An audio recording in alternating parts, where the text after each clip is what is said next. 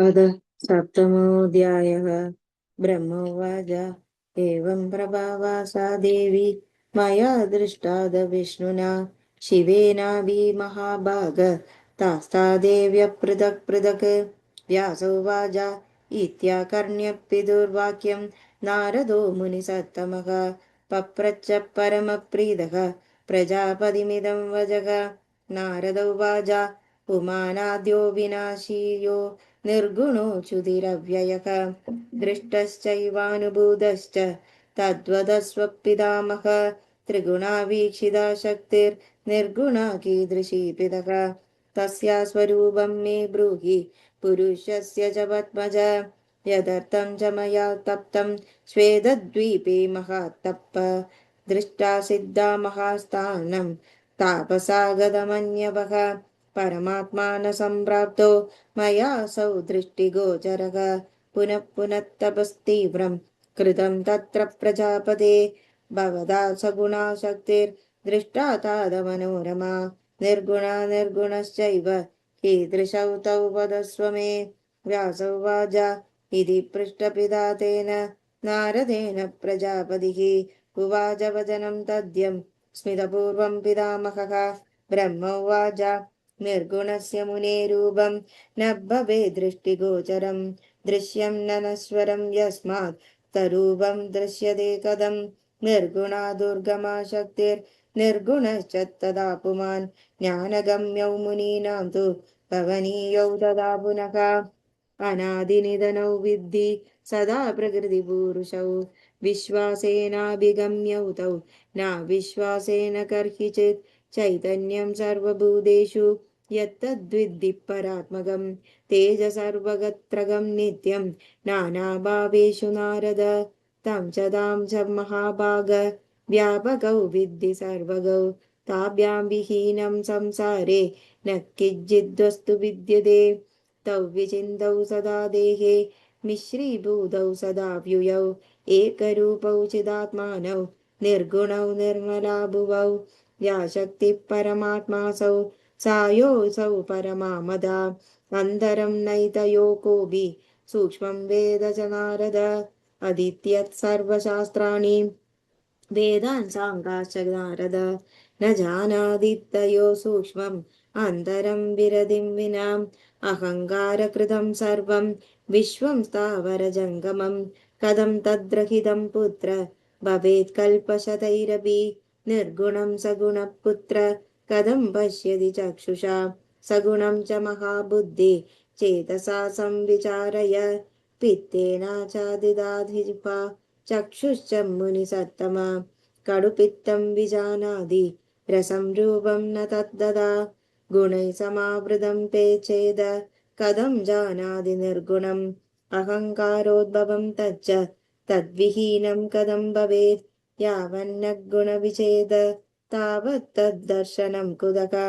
तं पश्यति तदा चित्ते यदाहङ्कारवर्जितः। नारद उवाच स्वरूपं देवदेवेश त्रयाणामेव विस्तरात् गुणानां यस्त्वरूपोऽस्ति ह्यहङ्कारस्त्रीरूपकः सात्विको राजसश्चैव तामसश्च तदा परः विभेदेन स्वरूपाणि वदस्व पुरुषोत्तम यज्ञात्वा विप्रमुच्येऽहं ज्ञानं तद्वद मे प्रभो गुणानां लक्षणानेव विदधानि विभागशः। ब्रह्म उवाच त्रयाणां शक्तयस्तिः तद्ब्रह्मवितभानक ज्ञानशक्ति क्रियाशक्ति रर्थशक्ति तदा परा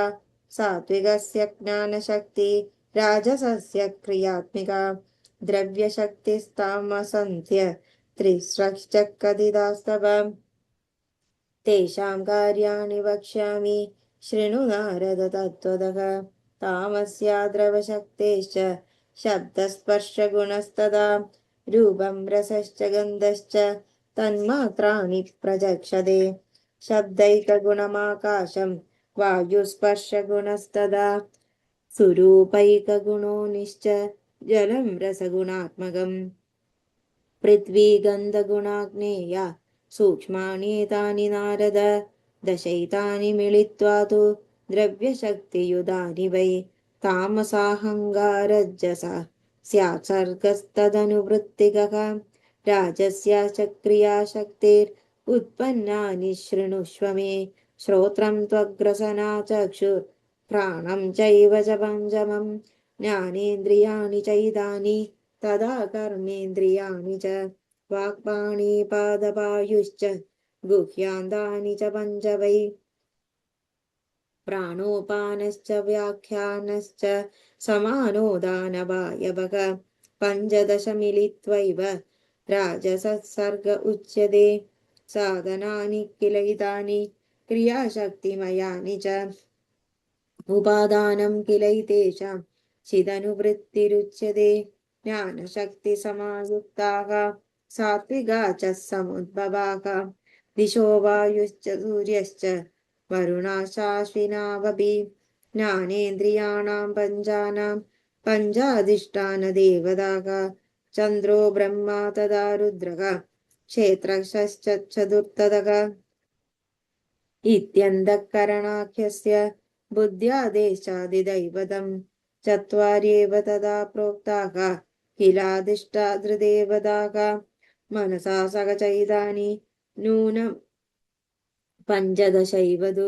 सात्विकस्य तु सर्गोऽयं सात्विकाख्यप्रकीर्तितः स्थूलसूक्ष्मादिभेदेन द्वे रूपे परमात्मनः ज्ञानरूपं निराकारं निदानं तत्प्रवक्षते साधकस्य तु ज्ञानौ स्थूलरूपं प्रचक्षते शरीरं सूक्ष्ममेवेदं पुरुषस्य प्रकीर्तितं मम चैव शरीरं वै सूत्रमित्यभिधीयते स्थूलं शरीरं वक्ष्यामि ब्रह्मणः परमात्मनः शृणु नारद यत्नेन यच्छ्रुत्वा विप्रमुच्यते तन्मात्राणि पुरोक्तानि भूतसूक्ष्माणि यानि वै पञ्चीकृत्य तु तान्येव पञ्चभूतसमुद्भवः पञ्चीकरणभेदोऽयं शृणु संवदतः किल प्रथमं रसतन्मात्राम् उपादाय मनस्यपि कल्पये च तदा द्वद्वै यदा भवति चोदकं शिष्टानां चैव भूतानाम् अंशान् कृत्वा पृथक् पृथक् उदके मिश्रये चांशान् कृते रसमये तदा भूतविभागे च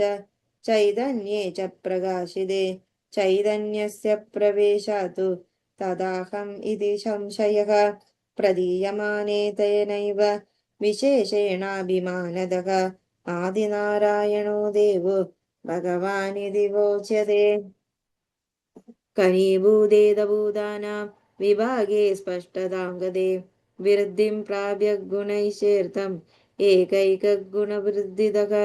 आकाशस्य गुणश्चैकः शब्द एव न चापरः शब्दस्पर्शौ च वायोश्च द्वौ गुणौ परिकीर्तितौ अग्ने शब्दश्च स्पर्शश्च रूपमेते त्रयो गुणाः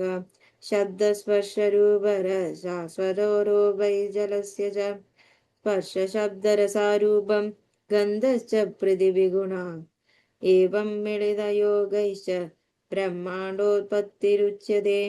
सर्वे जीवा मिलित्वैव ब्रह्माण्डांशसमुद्भवो चतुरशीतिलश्चाश्च प्रोक्ता वै जीवजायतयः इति श्रीमद् श्रीदेवी भागवते तृतीयस्कन्धे सप्तमोऽध्यायः सर्वत्र गोविन्दनाम संकीर्तनं गोविन्द गोविन्द थैंक यू।